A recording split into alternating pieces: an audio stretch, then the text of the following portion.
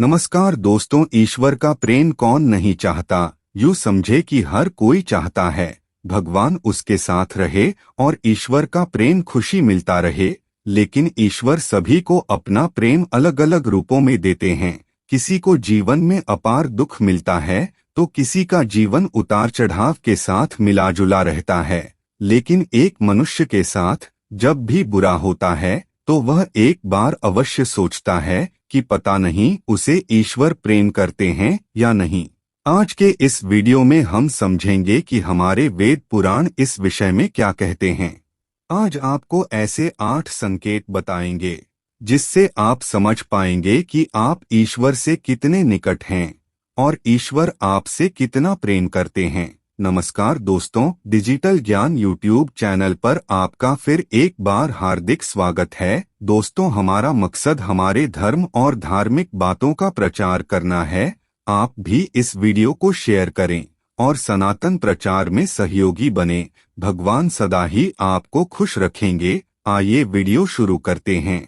दोस्तों, भगवान आपसे प्रेम करते हैं तो उनका सबसे पहला संकेत यह है कि आप जो भी करोगे उसमें आपको सफलता नहीं मिलेगी, आपको सक्सेस नहीं मिलेगी। दोस्तों, यह सुनकर आपको थोड़ा अजीब लग सकता है, परंतु यह सच्चाई है कि आप हर चीज में अपना 24 दिन हो गए मेहनत करोगे लेकिन आपको सफलता नहीं मिलेगी और यह बार बार होगा। यह तब होगा जब तक आपकी आंखें नहीं खुल जाती, आपको समझना आ जाए कि भगवान कभी हमारे लिए बुरा नहीं करते। दूसरा संकेत है कि आपका अपने ऊपर जो विश्वास है वह खत्म हो जाएगा। जब ईश्वर आपके साथ होते हैं तो आपको बिल्कुल अकेला फील होता है। आप नहीं समझ पाओगे कि आपको आगे क्या करना चाहिए। आप खुद को एक ऐसी स्थिति में महसूस करोगे जहां आपकी कोई मदद नहीं कर सकता। आप किसी को अपनी परेशानी बयां नहीं कर सकते। अगर बता भी दो कि किसी को तो उनके लिए यह बहुत छोटी बात होगी या वो लोग इस बात पर ध्यान ही नहीं देंगे। दोस्तों, ईश्वर के साथ का तीसरा संकेत है कि आपके जीवन में दुख चरम सीमा पर होगा। आपको लगेगा कि मानो इससे ज्यादा और क्या बुरा हो सकता है। जीवन में आप दुख की चरम सीमा को महसूस कर लेंगे। दोस्तों, आपने महान संतों का जीवन देखा होगा, सुना होगा। सभी अपने जीवन में बड़े से बड़े दुखों में गिरे हुए थे और उनके अंदर उसके बाद ही वैराग्य आया और उन्हें इस जीवन और भौतिक सुखों से आगे ईश्वर को जानने की मन में प्यास लगी और अंत में उन्होंने ईश्वर का साक्षात्कार भी प्राप्त कर लिया। दोस्तों, इन दुखों से इंसान टूट तो जाता है लेकिन इन्हीं दुखों से उसमें ईश्वर के प्रति प्रेम भी विकसित होता है।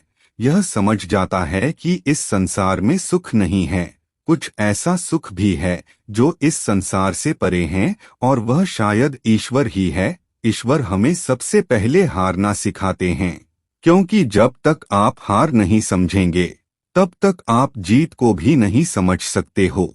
दोस्तों, चौथा जो संकेत है वो है कि आपकी सारी उम्मीदें टूट जाएगी। जब सबसे आपकी सारी उम्मीदें टूट जाएंगे तब आपके अंदर एक खोज शुरू होगी।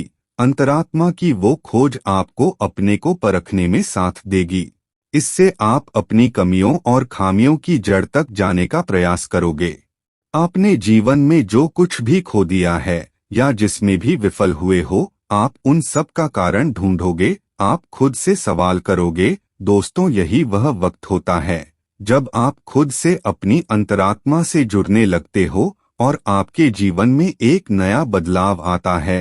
पांचवा संकेत है कि आपके जीवन में आपके चरित्र में बदलाव होगा। जब आप खुद से जुड़ने लगते हो तब आप खुद को और अपनी खामियों को समझने लगते हो। इससे आप खुद को बदलना और तलाशना शुरू कर देते हो।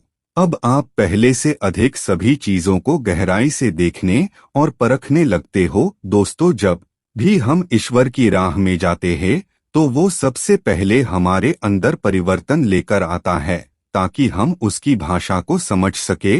दोस्तों, जब तक हम ईश्वर के गुणों को नहीं समझ सकेंगे तब तक हम ईश्वर और उसके प्रेम को भी नहीं समझ सकेंगे। इसलिए ईश्वर हमारे अंदर बदलाव लाते हैं, हमें उनकी भाषा को समझना सिखाते हैं। ईश्वर के साथ होने का छठा संकेत है कि आप किसी भी चीज में हार जीत का अनुभव नहीं करेंगे।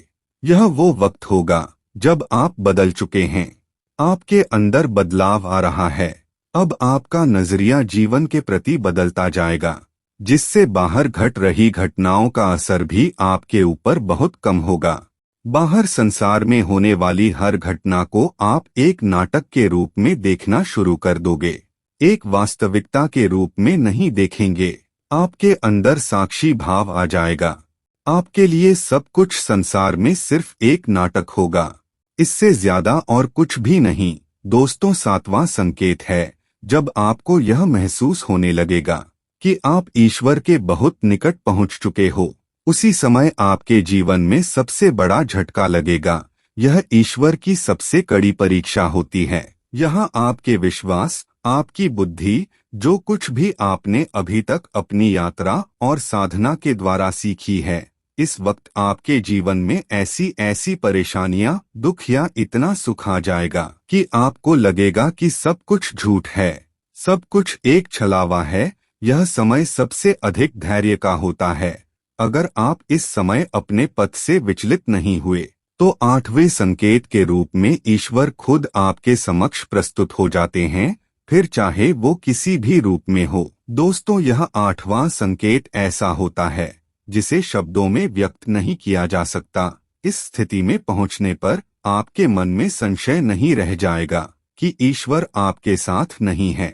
आपको हर पल ईश्वर का और उनके आपके साथ होने का एहसास होगा। आप इस अनुभूति को पाकर मत मस्त रहेंगे और आपको ऐसी शांति और आनंद की अनुभूति होगी जिसे बातों के द्वारा भी नहीं कहा जा सकता है। दोस्तों, आपने आज के वीडियो में वो 8 संकेत जाना जिससे भगवान आपके साथ होते हैं। तो मित्रों, आज के लिए बस इतना ही। फिर मिलते हैं एक और नए एपिसोड के साथ। तब तक के लिए नमस्कार। जय श्री कृष्णा। ओम नमः शिवाय। राधे राधे।